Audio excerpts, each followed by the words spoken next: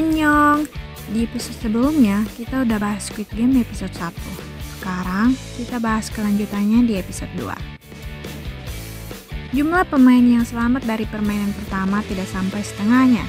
Di permainan itu, lebih dari 200 pemain terbunuh dari total 400-an lebih pemain. Angka pemain yang tereliminasi akan terus meningkat di permainan-permainan berikutnya. Tentunya, metode eliminasinya juga akan semakin kreatif dan menarik. Episode 2 ini berjudul Hell. Yap. Mayat-mayat pemain yang kalah dikumpulkan oleh petugas-petugas dan dikremasi. Dibakar guys, dibakar. Sedangkan pemain yang lolos ke babak berikutnya dikumpulkan ke ruang tidur, tempat mereka pertama kali tersadar setelah dibius. Petugas mengumumkan 255 orang tereliminasi dari total 456 pemain. Pemain yang tersisa berjumlah 201 orang. Pemain yang ikut di permainan ini terbiasa dikejar-kejar penagih utang. Makanya, reaksi pertama mereka adalah minta ampun dan berjanji akan melunasi hutang-hutang mereka. Salah satu pemain wanita berlutut di depan petugas dan meminta maaf. Ajuma ini adalah pemain nomor 212. Kalian tidak berutang apa-apa. Kami di sini bukan untuk menagih utang kalian, kata petugas keamanan. Petugas menjelaskan bahwa mereka hanya ingin menawarkan kesempatan menang, kesempatan untuk memenangkan hadiah. Para pemain ketakutan. Mereka tidak mau mati konyol dengan mempertaruhkan nyawanya di permainan anak-anak. Sangwoo meminta voting agar permainan dihentikan. Jika mayoritas pemain setuju, maka Squid Game akan dihentikan, sesuai aturan nomor 3. Pemain-pemain lain pun mulai sadar bahwa mereka tidak harus melanjutkan permainan ini. Petugas menuruti permintaan Sangwoo. Voting akan dilakukan setelah pengumuman hadiah. Total pemain yang tereliminasi adalah 255 pemain. Setiap pemain mempertaruhkan 100 juta won. Jadi total uang hadiah sekarang menjadi 25 miliar won. That's a lot of money. Uang. Beberapa pemain mulai tergiur dengan uang hadiah. Mereka bisa melunasi utang-utang mereka dan mendapatkan kesempatan hidup yang baru sebagai miliarder. Jika permainan dihentikan, total hadiah ini akan dibagikan kepada keluarga pemain yang telah kalah, sedangkan yang menang pulang dengan tangan kosong. Voting pun dilakukan. Awalnya rata-rata memilih mundur, tapi lama-kelamaan mulai banyak yang memilih untuk lanjut. Skornya cenderung seimbang. Kenapa ada yang mau lanjut? Siapa orang gila yang mau melanjutkan permainan kematian ini? Apa mereka lupa kalau yang kalah akan dieliminasi dan kehilangan segalanya? Jawabannya adalah mereka yang tidak punya apa-apa lagi, mereka yang malah hanya punya utang di hidup mereka, mereka yang tidak punya rumah atau keluarga untuk dipulangi, mereka yang tersakiti dan tidak lagi punya mimpi, mereka yang hidupnya sudah tidak lama lagi. Mereka tidak akan kehilangan apa-apa karena mereka memang udah nggak punya apa-apa. 100 pemain memilih mundur dan 100 pemain juga memilih untuk melanjutkan. Hasil voting akan ditentukan oleh pemain 001, kakek tua yang di episode sebelumnya bertemu dengan Gi-hun. Di permainan pertama, kakek ini tidak ketakutan seperti pemain lain, malah wajahnya riang gembira, seperti anak kecil yang sedang bermain bersama teman-temannya. Di kepalanya memang ada tumor, hidupnya tidak lama lagi. Sebelum meninggal, dia ingin bermain seperti anak-anak lagi. Dia mau kembali ke masa itu, di mana dia berlarian bebas dan tertawa lepas. Tapi dia juga tidak mau bertanggung jawab terhadap kematian 200 orang pemain lainnya. Akhirnya, kakek 001 memilih menghentikan permainan. Beberapa pemain ingin tetap melanjutkan permainan, tapi sesuai aturan, petugas harus mengikuti hasil voting tadi. Permainan pun dihentikan. Sebelum berpisah, petugas menyampaikan bahwa kami tidak akan menutup pintu kami. Jika mayoritas pemain ingin kembali dan melanjutkan permainan, maka kami akan melanjutkannya.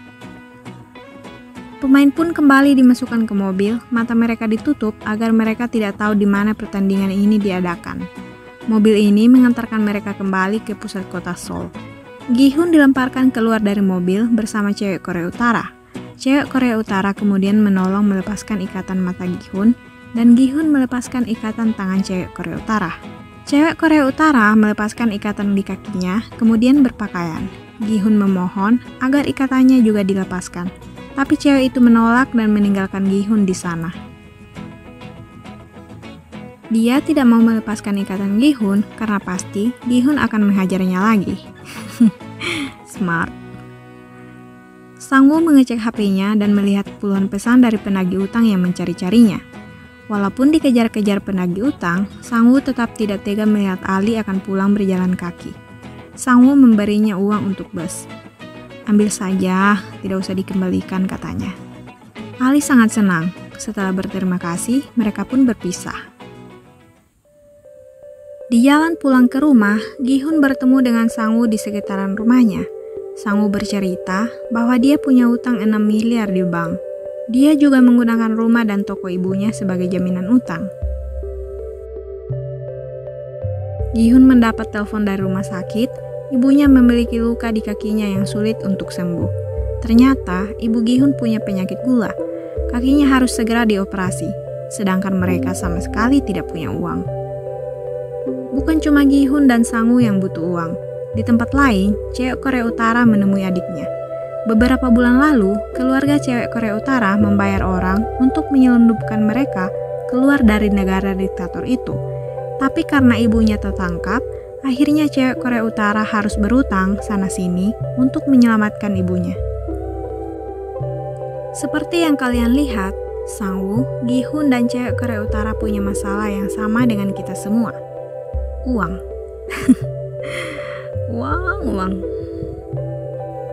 Malam harinya, di tempat lain, setelah menelpon ibunya, Sang-woo memakai pakaian rapi dan masuk ke kamar mandi. Dia menutup pintu rapat-rapat dan membakar pelet kayu dengan asap yang tebal. Sang-woo berutang 6 miliar won. Toko dan rumah ibunya akan disita oleh bank. Polisi mencari-carinya karena dia membawa lari uang perusahaan. Sang-woo memilih untuk bunuh diri. Sang-woo telah menerima ajalnya, tapi bel kamar berbunyi. Bel itu terus berbunyi tanpa henti. Sang-woo menuju pintu dan dia melihat kartu nama baru. Kartu pendaftaran untuk kembali mempertaruhkan nyawa. Kartu yang memberikan kesempatan memulai hidup baru bebas dari hutang piutang. Gi-hun, Sang-woo, Ali, cowok bertato, dan cewek Korea Utara, serta 200 pemain lain juga mendapatkan kartu baru itu. Setelah dilepaskan dari permainan kematian dan menjalani hidup mereka kembali, mereka sadar bahwa tidak ada yang berubah di kehidupan ini. Mereka tetap saja miskin, hutang di mana-mana, dikejar-kejar rentenir, atau pembunuh. Ini bukan kehidupan, ini neraka. Mereka ingin memulai hidup baru. Mereka mau keluar dari neraka ini, dan uang hadiah itu akan membuka jalan menuju hidup baru yang mereka inginkan. Setelah kembali bermain, tidak ada lagi keraguan dalam diri mereka. Mundur tidak menghasilkan apa-apa, mereka harus terus bermain. Setidaknya, dengan bermain mereka punya kesempatan memperbaiki kehidupan. Toh kalaupun kalah, kita juga tidak mau kembali hidup seperti di neraka. Masuk episode 3. Episode ini berjudul The Man with the Umbrella, yang artinya pria dengan payung atau pria berpayung, something like that, I guess. Tampak mobil-mobil yang membawa pemain berkumpul di sebuah dermaga. Mobil-mobil ini kemudian dinaikkan ke atas kapal yang sekali lagi akan membawa mereka ke pulau tempat mereka memainkan Squid Game. Seorang polisi muda mengikuti salah satu mobil-mobil ini. Dia juga ikut naik ke kapal. Polisi ini bernama Hwang Jun-ho. Dia mencari kakaknya yang menghilang. Di kamar kakaknya, Jun-ho menemukan kartu nama untuk mendaftar ke Squid Game. Sebelum naik ke kapal, Jun-ho mengirim pesan ke atasannya untuk izin, tidak bisa ke kantor hari ini.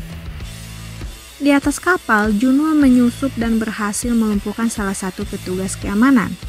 Jun-ho melepaskan seragam petugas itu, kemudian menyamar menjadi salah satu dari mereka. Impostor. Setelah kapal sampai di pulau, para pemain dibangunkan dari pingsannya. Gi-hun kembali bertemu dengan kakek 001.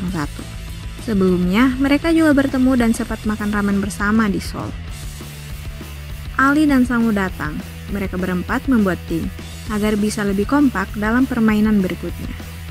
Sementara itu, pria bertato mendatangi cewek Korea Utara. Dia tahu kalau cewek ini terlatih bertahan hidup di jalanan. Dia butuh orang seperti itu di timnya. Cewek Korea Utara menolak, dia lebih suka bekerja sendiri. Ajuma kemudian datang dan menawarkan diri untuk masuk ke tim cowok bertato. Tapi Ajuma yang kelihatan lemah ditolak mentah-mentah.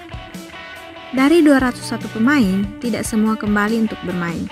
Hanya 187 yang kembali untuk mengadu nasib. Setelah makan malam, pemain beristirahat. Tapi Ajuma ingin ke kamar mandi. Dia sampai menggedor-gedor pintu ruangan itu agar diizinkan ke toilet. Cewek Korea Utara juga ikut. Di toilet, Ajuma sibuk merokok, sedangkan cewek Korea Utara memanjat ventilasi udara. Di dapur, dia melihat para petugas melelehkan gula menggunakan panci. Di pagi harinya, saat sarapan, cewek Korea Utara memberitahu informasi tentang gula ke Ajuma. Semalam, Ajuma membantunya mengulur waktu agar cewek Korea Utara tidak ketahuan petugas. Setelah sarapan, permainan kedua akan dimulai. Para pemain pun berjalan menuju ke ruang permainan kedua. Permainan di Squid Game semuanya adalah permainan anak-anak dari Korea Selatan. Cewek Korea Utara sebenarnya tidak pernah memainkan permainan itu. Sangwoo kelihatan cukup pintar, jadi dia memberikan informasi itu ke Sangwoo. Siapa tahu, Sangwoo bisa mengetahui permainan berikutnya dari petunjuk itu. Mengetahui permainan yang akan dimainkan adalah keuntungan yang sangat besar. Mereka bisa menyiapkan tim dan mengatur strategi yang bagus jika mereka tahu permainan apa yang akan dimainkan. Saat memasuki ruang permainan, sebelum permainan dimulai, mereka disuruh memilih satu dari 4 gambar. Bundar, segitiga, bintang, dan payung. Sangwoo teringat ketika kecil, biasanya ada abang-abang yang menjual permen gula berbentuk lingkaran yang di tengahnya ada keempat gambar itu. Biasanya, anak-anak menggigit permen mengikuti garis dari gambar yang ada di tengah lingkaran. Agar bentuk permennya berubah menjadi gambar bundar, segitiga, bintang, atau payung. Sangwoo tahu persis permainan apa yang akan dimainkan berikutnya. Dia memilih bentuk segitiga. Ali memilih lingkaran, kakek 001 memilih bintang, dan Gi-hun memilih payung. Sangwoo sempat ingin menegurnya, tapi dia terlihat ragu-ragu. Cewek Korea Utara mengikuti Sangwoo. Dia juga memilih gambar segitiga. Cewek Korea Utara punya insting yang bagus. Bisa dibilang ini kelebihan tersendiri dari cewek Korea Utara. Petugas kemudian membagikan kotak. Di dalamnya ada permen gula dan jarum. Di permainan kedua ini, pemain diharuskan memotong permen gula sesuai bentuk yang mereka pilih dalam waktu 10 menit. Jika gagal, akan tereliminasi. Jika tereliminasi, well, you know lah.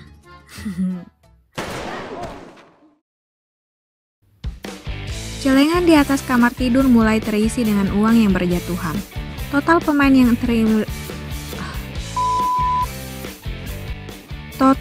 yang tereliminasi adalah 255 pemain. Setiap permain Sangwoo telah menerima ajalnya, tapi bel kamar berbunyi. Bel itu terus berbunyi tanpa henti.